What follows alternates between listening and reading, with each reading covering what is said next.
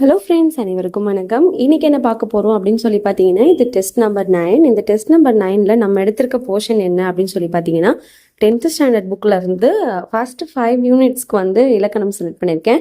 இதுக்கு இடையில இந்த புறத்திணை இலக்கணம் இருக்குல்ல, புறப்பொருள் இலக்கணம், அதுவும் செலக்ட் பண்ணியிருக்கேன். நம்ம வாங்க வீடியோக்குள்ளே போகலாம். கொஸ்டின் நம்பர் 1 என்ன அப்படின்னு சொல்லி பார்த்தீங்கன்னா, வினையால் அணையும் பெயர் எத்தனை காலங்களில் வரும் அப்படின்றது கொஸ்டின். மொத்தமாக இருக்கிறதே 3 காலம் தான். இறந்த காலம், நிகழ்காலம், எதிர்காலம் சொல்லிட்டு அந்த 3 காலத்திலையுமே இந்த வினையால் அணையும் பெயர் வரும். So answer 3. செகண்ட் கொஸ்டின் என்ன அப்படின்னு சொல்லிட்டு பாருங்க. வினை அடியுடன் விகுதி சேர்வதால் உருவாகும் தொழில் பெயர் டேஷ். வினை அடி அப்படின்னா இப்போ ஒரு எக்ஸாம்பிளுக்கு அந்த அல் தல் அப்படின்றது வினை அடி. அதோட வினையடின்றது இந்த நட போ அப்படி சொல்லிட்டு சொல்கிறோம்ல, இது வினையடி. இது கூட விகுதி சேர்றது நடத்தல், போதல் அப்படி சொல்லிட்டு. சரிங்களா? இது மாதிரி உருவாகிற தொழில் பெயர் என்ன தொழில் பெயர் அப்படின்னு சொல்லி கேட்குறாங்க. விகுதி பெற்ற தொழில் பெயர் அப்படின்றது தான் கரெக்டான ஆன்சர்.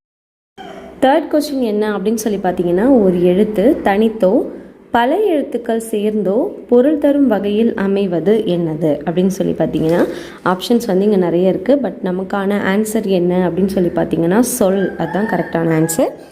ஓகே, நெக்ஸ்ட் கொஸ்டின் போல. நெக்ஸ்ட் கொஸ்டின் என்ன அப்படின்னு சொல்லி பார்த்தீங்கன்னா, செய்யுளில் ஓசை குறையும் போது அதனை நிறைவு செய்ய நெட்டெழுத்துக்கள் அளப்பெடுப்பது. ஸோ கொஸ்டின்லேயே இருக்க பாருங்கள், நெட்டெழுத்துக்கள் அளப்பெடுப்பது அப்படின்னும் போது பொதுவாக நம்ம டெஃபினிஷனில் என்ன படிச்சிருக்கோம், நெட்டெழுத்துக்களுக்கு இனமான குரில் எழுத்துக்கள் தான் அளப்பெடுக்கும், அதுதான் அளப்படை. ஆனால் கொஸ்டின் என்ன இருக்குன்னா, நெட்டு எழுத்துக்கள் அளப்பெடுக்கும் அப்படின்னு சொல்லி கேட்டிருக்காங்க. அப்போது இதுக்கான ஆன்சர் என்ன அப்படின்னு சொல்லி பார்த்தீங்கன்னா, அது செய்யுளிசை அளப்படை. எக்ஸாம்பிளுக்கு கெடுப்பதும் அப்படின்னு சொல்லிட்டு ஒரு கெடுப்பதும் கெட்டார்க்கும்,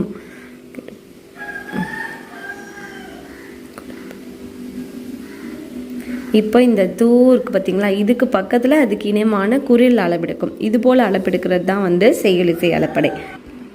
நெக்ஸ்ட் கொஸ்டின் என்ன அப்படின்னு சொல்லி பார்த்தீங்கன்னா, உயிரளப்படை எத்தனை வகைப்படும் அப்படின்றது கொஸ்டின். உயிரளப்படை எத்தனை வகைப்படும்னா, செய்யுளிசை, சொல்லிசை, இன்னிசை அப்படின்னு 3 வகைப்படும். நெக்ஸ்ட் கொஸ்டின் என்ன கொடுத்துருக்காங்க அப்படின்னா, 2 அல்லது அதற்கு மேற்பட்ட தனிமொழிகள் தொடர்ந்து வந்து பொருள் தருவது என்னது அப்படின்றது கொஸ்டின். இதுக்கான ஆப்ஷன்ஸ் இங்கே கொடுத்துருக்காங்க. அதாவது தனித்தனியாக அளப்பெடுக்கிறது தனிமொழி, 2ம் சேர்ந்து வந்து அளப்பெடுக்கிறது தொடர்மொழி. தொடர்ந்து அப்படின்றது அங்கேயே ஹிண்டாக கொடுத்துருக்காங்க பாருங்கள், அது போல் வந்துச்சுன்னா தொடர்மொழி.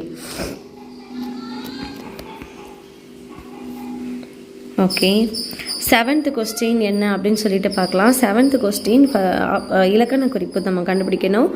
எப்போவுமே இலக்கண குறிப்பு எதனா 2 தெரிஞ்சிச்சுன்னா மற்றது ஈஸியாக எழுதிடலாம். இப்போ மூதூர் அதோடைய இலக்கண குறிப்பு என்னன்னு சொல்லி பார்த்தீங்கன்னா, பண்பு தொகை. உரு துயர் இதோடைய இலக்கண குறிப்பு. இந்த உரு, தவ, நனி இதெல்லாமே வந்து உரிச்சொல்லுடைய உறுப்புகள். அப்போ டைரக்டாகவே இருக்க ஆன்சர். கை தொழுது, கையால் தொழுது, அது 3ஆம் வேற்றுமை தொகை. தடக்கை அப்படின்றதும் உரிச்சல் தொடர் தான். இங்கே மிஸ்டேக்காக இருக்குது, வினைத்தொகை. ஸோ ஆன்சர் எப்படி எழுதணும் அப்படின்னு சொல்லி பார்த்தீங்கன்னா, இங்கே இதுதான் ஆன்சர். கொஞ்சம் ஆப்ஷன்ஸில் மிஸ்டேக் ஆகிட்டுருக்கு போல். 8th கொஸ்டின் என்ன அப்படின்னு சொல்லி பார்த்தீங்கன்னா, சுவல் என்ற சொல்லின் பொருள் எது? சுவல் அப்படின்னா தோல் அப்படின்றது பொருள். சுவல், தோல் அப்படின்னு ஞாபகம் வச்சுக்கலாம். நெக்ஸ்ட் கொஸ்டின், முல்லை திணைக்குரிய சிறு பொழுது என்ன அப்படின்றது கொஸ்டின். முல்லை திணைக்குரிய சிறு பொழுது. சிறு பொழுதுன்னா இந்த 6 மணி நேரத்தை குறிக்கிறது அப்படின்னு சொல்லுவோம்ல, அதுதான் வந்து சிறு பொழுது. ஒரு நாளின் 6 கூறுகள் தான். சரிங்களா? அப்போது சிறு பொழுது இது என்ன அப்படின்னு சொல்லி பார்த்தீங்கன்னா, மாலை அப்படின்றது தான் கரெக்டான ஆன்சர். நெக்ஸ்ட் கொஸ்டின் என்ன கொடுத்துருக்கேன்னா, முல்லைப்பாட்டு டேஷ் நூல்களுள் ஒன்று. முல்லைப்பாட்டு எந்த நூல்களுள் ஒன்று அப்படின்னு பார்த்தீங்கன்னா, 10 பாட்டு நூல்களுள் ஒன்று. நெக்ஸ்ட் கொஸ்டின் பார்த்தீங்கன்னா, பாடு இமிழ் பனிக்கடல் பருகி என்னும் பாடல் அடி உணர்த்தும் அறிவியல் செய்தி என்ன அப்படின்னு சொல்லி பார்த்தீங்கன்னா, இது எங்கேருந்து இந்த கொஸ்டின் நீங்கள் எடுத்தீங்க அப்படின்னு சொல்லி கேட்கலாம். இந்த புக் பேக் ஆன்சராக இந்த மொழியோடு விளையாடு, மொழியை ஆள்வோம் சொல்லிக்கிட்டு இருக்கும் பார்த்தீங்களா, அதுலேருந்து எடுத்த கொஸ்டின் தான் இது. கடல் நீர் ஆவியாகி மேகமாதல், அதோடைய பொருள் வந்து இதுதான்.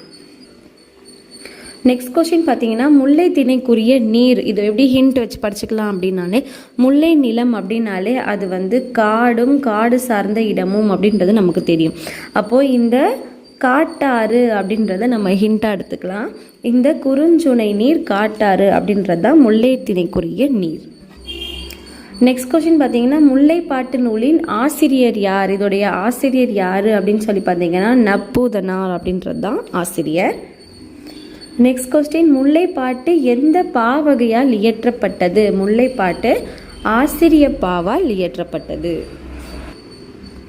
சிறப்பு பெயர் முன்னும் பொது பெயர் பின்னும் நின்று இடையில் ஆகிய என்னும் பண்பு உருவு தொக்கி வருவது. தொக்கி அப்படின்னாலே அது மறைஞ்சு வருது அப்படின்னு சொல்லிட்டு அர்த்தம். சரிங்களா?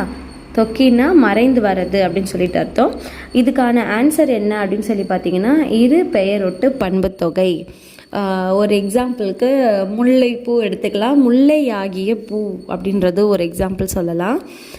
மார்கழி திங்கள், அப்போ மார்கழின்றது ஏதோ ஒரு பர்டிகுலரான மாதத்தை குறிக்கிறது. திங்கள் அப்படின்றது மாதத்தையே குறிக்கிறது. புரியுதுங்களா? இதெல்லாம் சாரை பாம்பு இன்னொரு எக்ஸாம்பிள் எடுத்துக்கலாம். நெக்ஸ்ட் கொஸ்டின் பார்த்தீங்கன்னா ஒரு தொடரில் வேற்றுமை உருவும் அதன் பொருளும் விளக்கும் பயனும் சேர்ந்து மறைந்து வருவது என்னதுன்னா உருவும் பயனும் உடன் தொக்க தொகையும்ன்றது ஆன்சர். மலர் உண்டு பெயரும் உண்டு இதுதான் அது என்று உறுதியாக அறிய இயலாதுள்ள நிலையில் இருக்கும் மலர்கள் என்ன மலர்கள் அப்படின்னு சொல்லிட்டு பார்த்தீங்கன்னா ஆன்சர் என்னவா இருக்கும்னு கமெண்ட் போடுங்க. இந்த கொஷின் எங்கேருந்து எடுத்தேன் அப்படின்னா நான் ப்ரீவியஸாக சொன்ன மாதிரி தான் மொழியோடு விளையாடு மொழியை ஆள்வோம் இதுக்குள்ளேருந்து எடுத்த கொஷின் இது. நெக்ஸ்ட் கொஸ்டின் என்னன்னு பார்த்தீங்கன்னா நொச்சிப்பூ எந்த நிலத்திற்குரியதுன்றது கொஸ்டின். நொச்சிப்பூ முதல்ல ஒரு நிலமாக நம்ம தெரிஞ்சுக்கலாம். பாலை மணலும் மணல் சார்ந்த இடமும், அப்போ அது கண்டிப்பாக கிடையாது. முல்லை அப்படின்றது காடும் காடு சார்ந்த இடமும், இங்கேயும் கிடையாது. நெய்தல் அப்படின்னாலே அது கடலும் கடல் சார்ந்த இடமும், இங்கேயெல்லாம் இல்லை. மருதம் இந்த வயலும் வயல் சார்ந்த இடத்துல தான் நொச்சிப்பூவுடைய இடம். நெக்ஸ்ட் கொஸ்டின் பாருங்க. மன்னர் கோட்டையை காத்தல் வேண்டி உள்ளிருந்தே எந்த பூவை சூடிக்கொண்டு முற்றுகையிட்டு பகையரசனோடு போட்டியிடுவார்? இதுக்கான ஆன்சரும் நொச்சி தான்.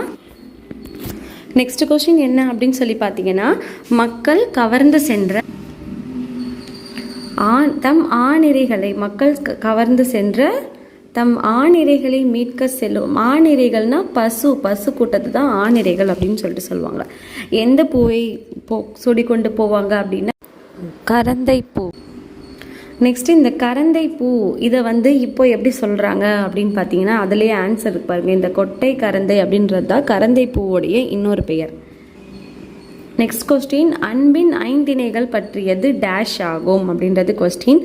அன்பு அப்படின்னாலே அது அகம், அந்த மனசு சம்மந்தப்பட்டது. சரிங்களா? அப்போது அகப்பொருள் இலக்கணம் அப்படின்றது அர்த்தம். புறம்னா வெளியே ஒரு மனனுடைய வீரம் புகழ் செல்வம் இதை பற்றி சொல்கிறது தான் புறப்பொருள் இலக்கணம். இது அகம். சரிங்களா?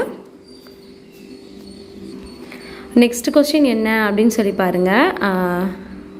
மண்ணாசை காரணமாக இங்கே ஒரு விஷயத்தை நீங்கள்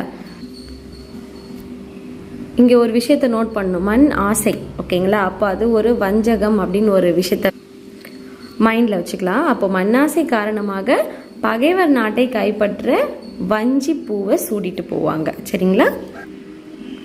மக்கள் சிறு குழுக்களாக வாழ்ந்த காலத்தில் எவற்றை சொத்தாக கருதினர் அப்படின்னா ஆணிரைனா ஒன்றும் கிடையாது, அது பசுக்கள் தான்.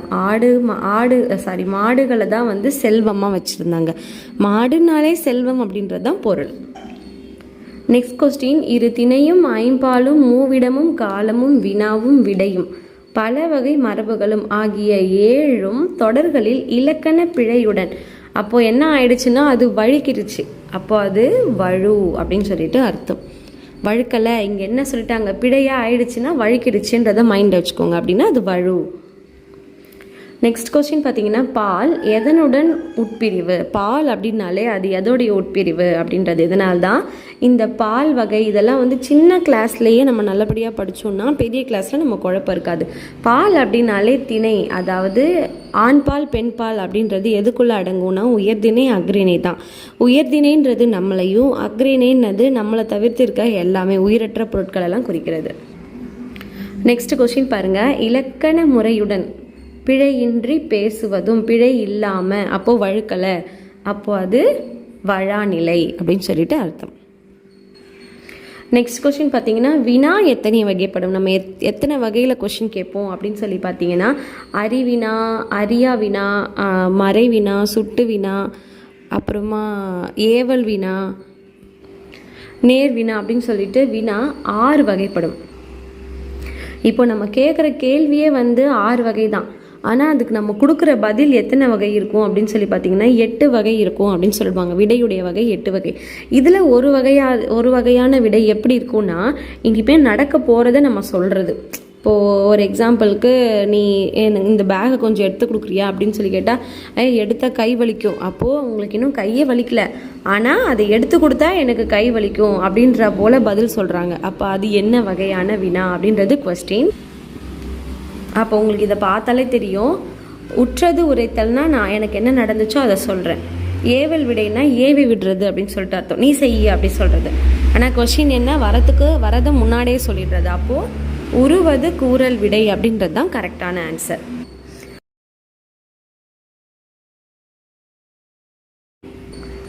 நெக்ஸ்ட் கொஸ்டின் பார்த்தீங்கன்னா, தான் விடை அறிந்திருந்தும் அவ்விடை பிறருக்கு தெரியுமா அப்படின்னு சொல்லிட்டு, இப்போ எனக்கு ஆல்ரெடி ஒரு கொஸ்டினுக்கான ஆன்சர் தெரியுது.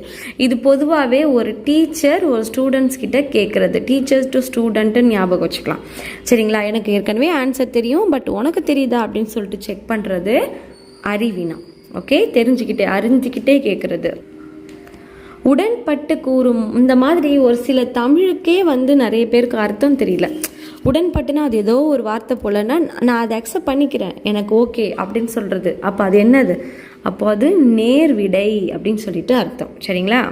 நெக்ஸ்ட் கொஸ்டின் பார்த்தீங்கன்னா, சொல்லரும் சூழ்பசும் பாம்பின் தோற்றம் போல் மெல்லவே கருத்திருந்து ஈன்று மெல்லார் செல்வமே போல் தலை நிறுவி தேர்ந்த நூல் கவிசேர் மாந்தரின் இறைஞ்சி காய்த்தவே. இந்த பாடல் இடம்பெற்ற நூல் எது அப்படின்னு சொல்லி பார்த்தீங்கன்னா, சீவக சிந்தாமணி. லாஸ்ட் கொஸ்டின் என்னன்னு பார்த்தீங்கன்னா, நீண்டு ஒலிக்கிறது எது அப்படின்னாலே அது நெடில் அப்படின்றது நமக்கு தெரியும். இந்த இடத்துல நமக்கு ஆப்ஷனில் நெடில் இல்லை, பட் ஆன்சர் அளபெடை அப்படின்றது அர்த்தம். இந்த வீடியோ உங்களுக்கு பிடிச்சிருந்ததுன்னா லைக் பண்ணுங்கள், கமெண்ட் பண்ணுங்கள். கண்டிப்பாக உங்களை போலவே இருக்கிற 10th ஸ்டாண்டர்ட் ஸ்டூடெண்ட்ஸாக இருந்தாலும் சரி, உங்களை போலவே டிஎன்பிஎஸ்சிக்கு ப்ரிப்பேர் பண்ணுற ஸ்டூடெண்ட்ஸ் யாராவது இருக்காங்க அப்படின்னா இந்த வீடியோவை ஷேர் பண்ணுங்கள். உங்களுக்கு யூஸ் ஆகிற மாதிரி அவங்களுக்கும் யூஸ் ஆகும். தேங்க்யூ ஃபார் வாட்சிங்.